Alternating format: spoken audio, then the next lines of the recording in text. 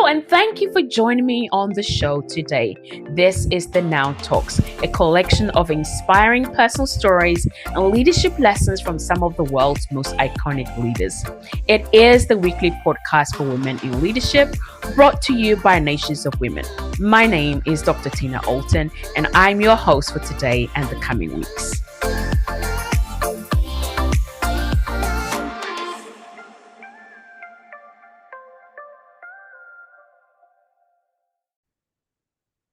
And just like that, we are coming into February. There's a kind of exhaustion that ambition cannot fix. And it doesn't really come from doing little or not doing much, but it actually comes from carrying a vision that truly doesn't belong to you. I've seen many women step into New Year really under so much pressure. The pressure to make, quick decisions, the pressure to grow and be visible, the pressure to kind of like prove, that I'm progressing or doing something.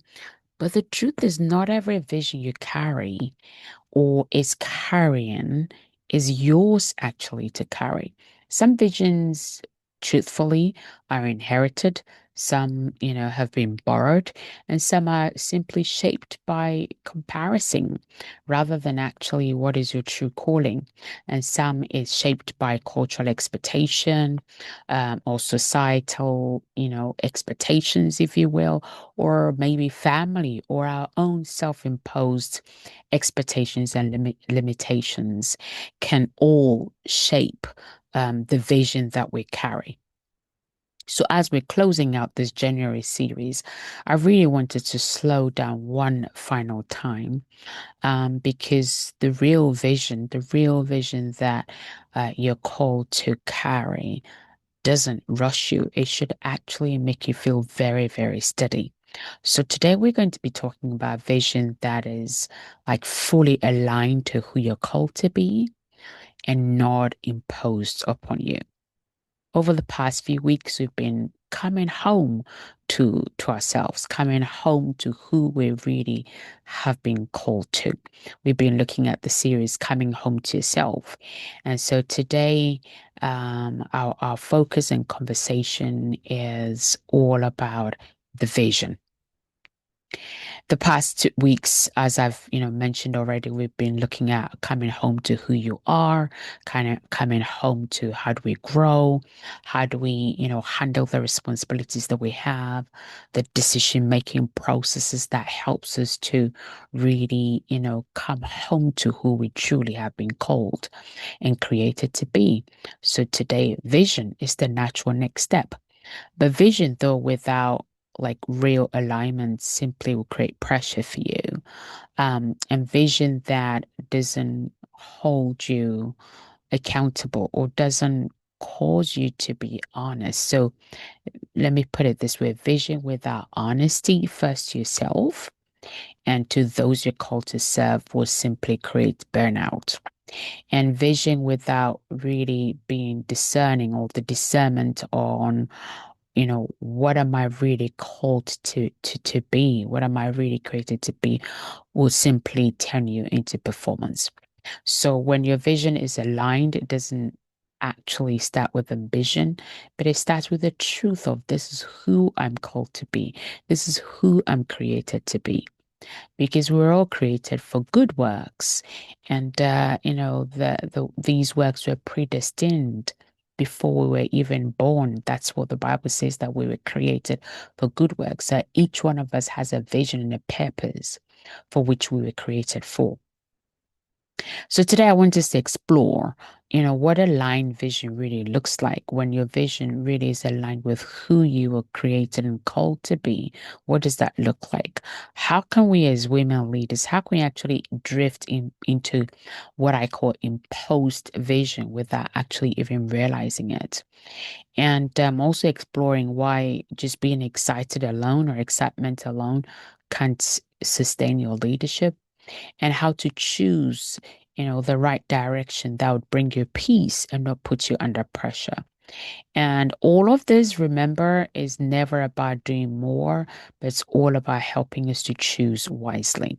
So I'm going to share a few key points that I think would really help us to land as well. And as you're thinking about or moving towards Vision Day, you can begin to prepare yourself, if you will. So number one is vision alone should not excite you. It should actually help you to feel steady.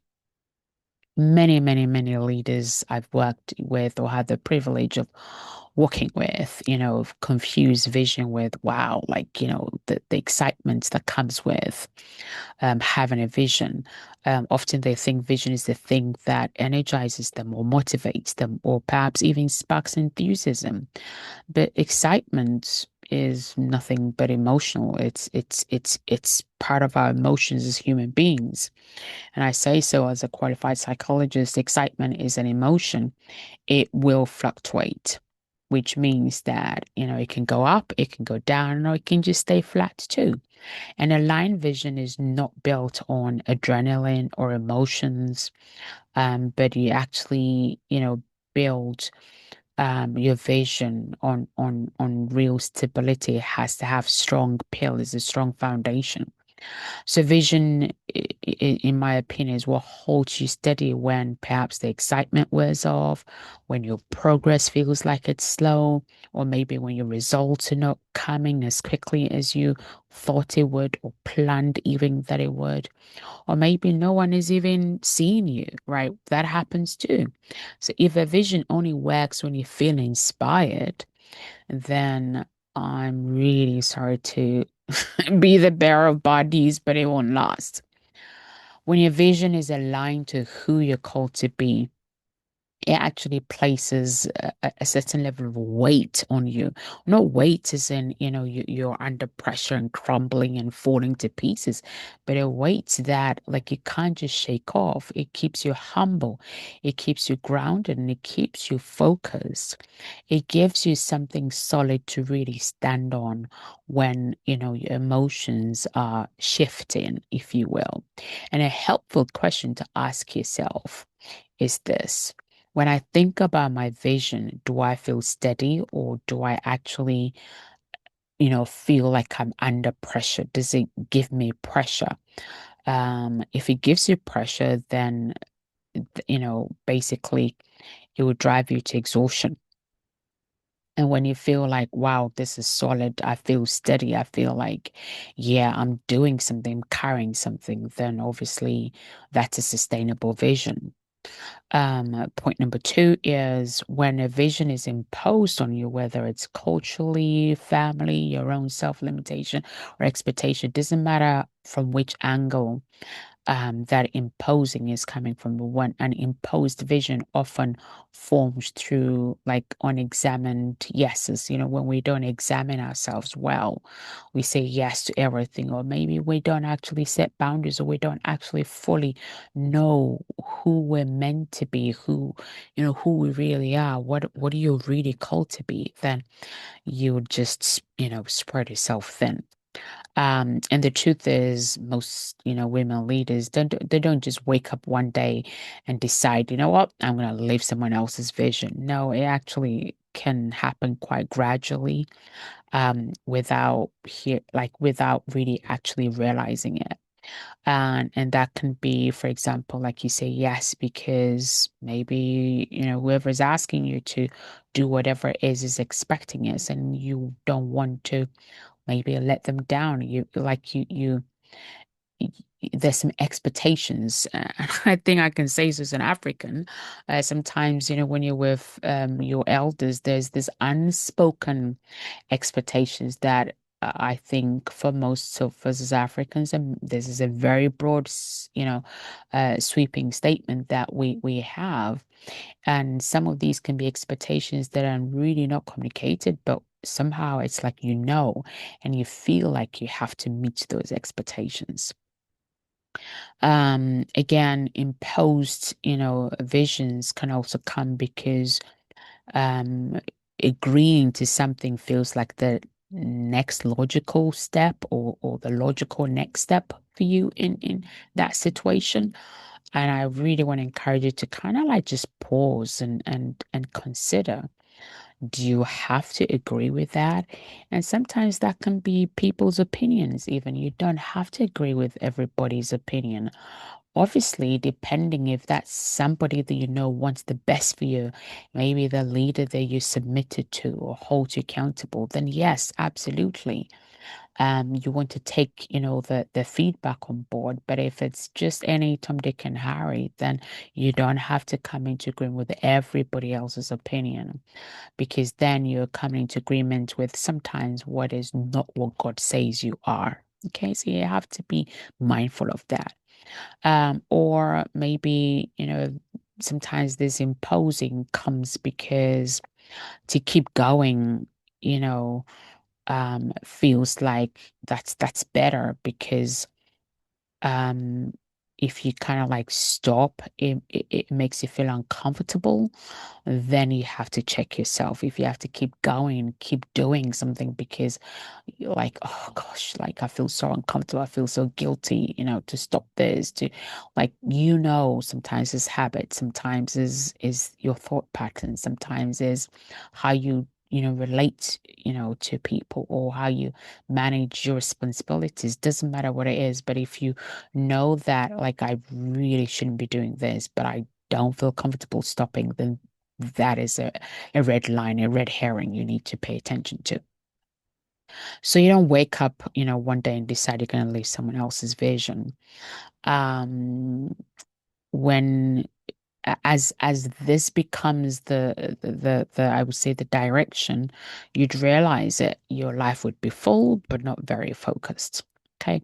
That's how imposed divisions form, not because you're being like lazy or you're not doing stuff, but actually doing all the wrong stuff. And you don't have to do anything as well, like dramatic. I think I've already shared in one of the episodes to drift. If you think about the ocean currents, you can just lie on a floaty and just do nothing, and it would still, the current underneath, the life situations, the decisions, the habits, that's just the nuances of doing life itself will cause you to drift. So you simply have to pause, and just ask yourself why. Why am I doing this? Why do I just say yes without thinking? Why do I feel uncomfortable, stopping these habits that I know are just keeping me stuck? Why do I feel compelled to do something, to say yes, or to whatever it is you fill in the blank? Right. Does this actually fitting with who you're becoming and who you're called to be? Are you choosing this because it's good for you, or you're just simply tolerating what has kept you stuck? So it's very, very important, therefore, then to pause to reflect. If you don't reflect, even good things can put you off course when you don't pause long enough to reflect and consider, your direction. What direction are you moving? And point number three is when you're walking in a vision that's aligned with who you're called to, it would help you to clarify what like what you're called to carry, and therefore what you would release. A vision is not only about direction, but it's also about, your level of discernment. um, how well you understand your vision really sharpens your ability to recognize the things that actually no longer, belongs to you, that you might have, for example, overgrown, or maybe a responsibility you've taken on, perhaps out of guilt, or commitments that, like, okay, it was okay for that, past season, but now it actually drains you. You have to you have to know what direction everything pulls you in. And the more you mature, the more hey, I'm moving in a direction that is actually pulling me away from the vision that I'm meant to be walking in, or carrying, or following, or pursuing. And sometimes it might actually require complete let go. And that's not failure. That's absolutely not failure. It's never too late to go back to your vision. It's never too late to let go of, the behaviors, the thought patterns, the things that actually keep your hands full so you're not actually able to receive what you're meant to receive in this season. Um, and nothing is, supposed to be ever permanent. If you're going in a direction that's not right for you, there's nothing wrong with, doing a U-turn, coming back and, re-diverting to the right pathway. Um, Again, the fourth point I want to make is the vision that you're pursuing must honor the season you're in. And there's a lot of common mistakes that I see a lot of women making, that is creating vision for the season that they wish they were in. Now, there's nothing wrong with knowing, hey, you know what, this is where I want to get to. This is where I want to end up in. That's fine. But you can't just wish or create a vision for where you want, wish or desire to be if you ignore like what's your current capacity. Emotionally, are you overloaded? Do you need to deal and check your emotions? What responsibilities do you currently have? And what are some of the realities that, you're walking in? Like, I've still got kids at home.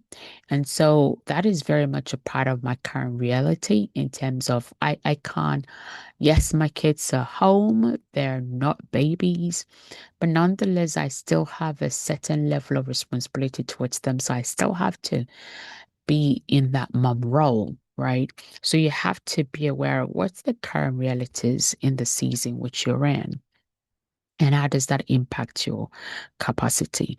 So if you ignore, these things, your capacity, your emotional load, your responsibilities, the realities, your commitment levels, then you're going to feel frustrated because you won't be able to sustain what you're planning for. What you're planning for or wanting to arrive at requires that you examine all these things. So you have to have a better or solid understanding of the season which you're in, and therefore, how do you expand? How do you strengthen yourself? How do you build solid foundations in order to build on those, right? How do you rest? You have to build all those in. How do you recalibrate? How do you find strength? How do you refocus? Because we're all doing life, and the realities of life sometimes will bite you or will hit you. So how do you find strength? How do you reset? How do you recalibrate? Um, and a good question I often would ask is, hey, what's the season actually requiring of me, right? And you have to sit long enough with that question and be able to answer that question. What does it require of you? Um, so once you have an understanding of what your current season requires of you, you can begin to grow in those areas. Your vision wouldn't mean that, pursuing your vision doesn't mean you have to ignore the current season and what it requires of you, because eventually, um, it might well cost you something you didn't plan for. And we know that failing to plan a plan is planning to fail. So it's very, very important that you plan well, both for the season you're in and the season you're coming into as well. And pursuing your vision also requires a lot of courage. Sometimes it means that you have to go a little bit deeper, in your thinking, in your behavior, in your habits. You have to have a bit more depth to wherever you are at. You have to have a strong backbone, a thick skin, maybe. Um, Sometimes it means being able to say no. Perhaps when the expectation has always been that, oh, you're going to say yes. And you have to be courageous and bold enough to be able to say no. Sometimes it means that you have to move quietly rather than rushing towards something, so that you're pacing yourself in order to think through, to plan well, to be prepared, so that your commitment is matching up to your capacity. Um, and being courageous doesn't mean like, hey, like everybody affirm me. No, it just means that you have to choose what you know is in alignment with the vision that you're called to. Um, And you also need to have a lot of clarity actually to be courageous and to build solid foundations. So have people in your wings that you can, go to and share what's going on and learn from, if you will, because um, sometimes you need people to lean on in order to find that courage and strength and boldness to keep going. Okay. And it's equally important to talk about some of the pitfalls, if you will, that comes with, okay, now I've got my vision, I'm going to pursue my vision. Um, and these are really, I would say, how you can sort of drift off course without actually realizing it. And that would be like, setting goals to impress other people. It's like, no, don't just set goals to impress people. Set goals because they matter, because they pull you towards your vision, and because they help you, to build the vision or helps you to stay on track. Another pitfall is like treating every season that, hey, it must produce the same results. The truth is, no. If let's say if I plant a tomato and red pepper or runner beans or whatever is at the same time, they're all going to grow at different paces, and fruit or the flowers or whatever harvest to call it would not be the same levels because they're different plants.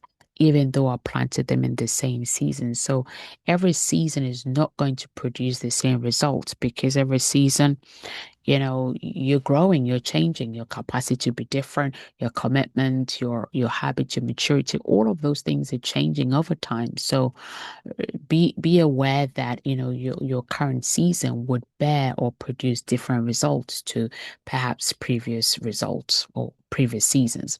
Again, remember I talked about checking with yourself, what does my current season require of me, right?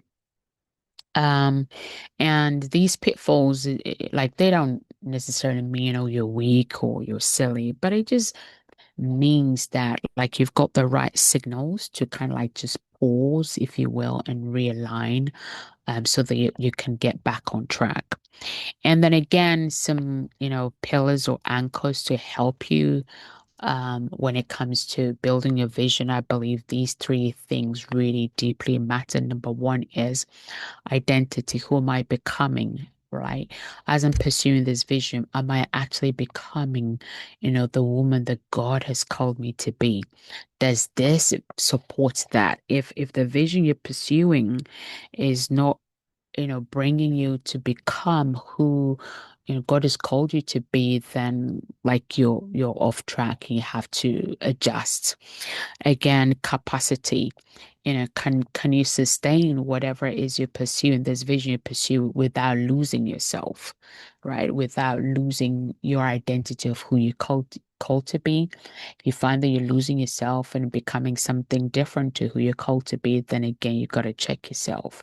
And then commitment, is this commitment giving you peace or pressure? Right. Again, these are three key anchors that I myself use personally in any new season. And as I'm building, the vision of Nations of Women is, look, am I becoming who God has called me to be? Is what we're doing supporting the vision that God has given us for Nations of Women? Am I losing myself, or am I actually, how's my capacity doing? And how's my commitment doing? And then again, some practical applications is before you actually set more goals this year, because we're still in January, you can actually take some time to do this. Write down what's the one vision you're carrying that that actually, what, this feels like it's imposed on me. Maybe your own expectation, maybe social or cultural or family. It doesn't matter whose expectation it is, but it's imposed on you. And what one commitment that it's like, this doesn't fit given the current season I'm in, and how are you going to give that up? And then you have to clarify, what's the one direction that look, I've got to be in this direction.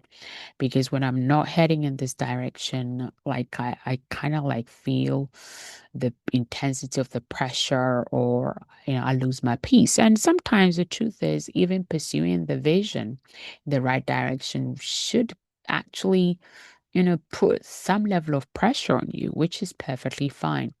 But where you're kind of like losing sleep, like you're just feeling so lost, then, those raise questions.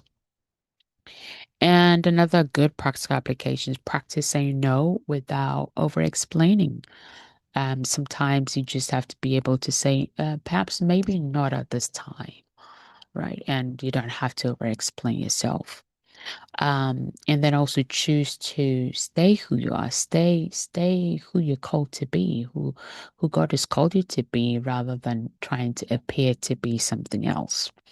And remember, walking your vision, pursuing your vision is not about proving anything to anyone, but it's really about how you stewarding your life is in alignment with who God has called you to be, and is in alignment with His will. It's as simple as.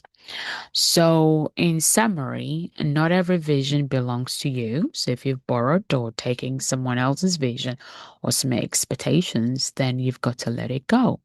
Being excited about your vision alone is not going to sustain you, right? Because I talked about, excitement is an emotion and it can fluctuate. Your vision should help you to feel steady, grounded, humble, and, focused, if you will. When your vision is imposed or not your own, it will exhaust you. So if you're feeling exhausted as you pursue your vision, then, it's time to reset. The season which you're in matters, and courage is required to pursue your vision. To pursue your vision, you would require courage. And the more courageous you are, the more clarity you would have. And you don't need to be loud, like, when you're pursuing your vision. You just have to stay true to, the vision that you're called to build. And remember, at the end of the day, it's God's vision, and you're building in alignment with His will, His, and His strength. So leaning to Him, right? So some quotes and some food for thought. Vision should not just excite you; it should actually help you to feel very steady. You don't drift into purpose. You have to choose to be purposeful. And sustainable vision, building a sustainable vision would far and always outlast impressive beginnings. So choose something, choose one of these and reflect on it this week as you're, building out the vision that you've been called to build in 2026. So if this series is dead something in you, then of course it matters. It really, what you're building really matters. And again, I want to invite you to our Vision Day 2026, which is happening this Wednesday, the 28th of January. It's a dedicated space for you to pause, reflect, to clarify the direction in which, you're called to, without pressure, and just really build out a solid, roadmap, framework, blueprint, if you want to call it that way, for your vision. And remember, building out your vision or planning your vision is not about doing more, it's about being purposeful and wise. So if you're ready to build out, strong vision, starting in this year, 2026, then I invite you to join us. All the details are available on our website, nationsofwomen.com. And always remember to be courageous, to be anchored. And this year, you've got to be all in, because a vision that is not aligned will